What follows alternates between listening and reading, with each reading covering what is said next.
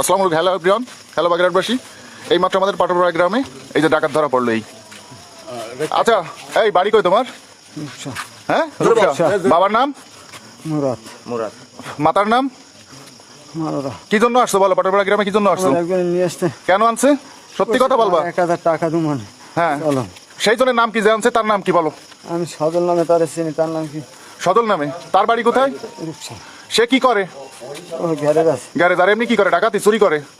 কি জন্য আসছে এই রাত্রে? এই ভোর রাত্রে কি জন্য আসছে বলো? যন্ত্রপাতি সবে। আর এগুলা কি? What is this? এগুলা কি? দেখে ডকুমেন্ট এভিডেন্স গুলো এখানে রাখেন। খোলেন, এগুলো খোলেন, খোলেন।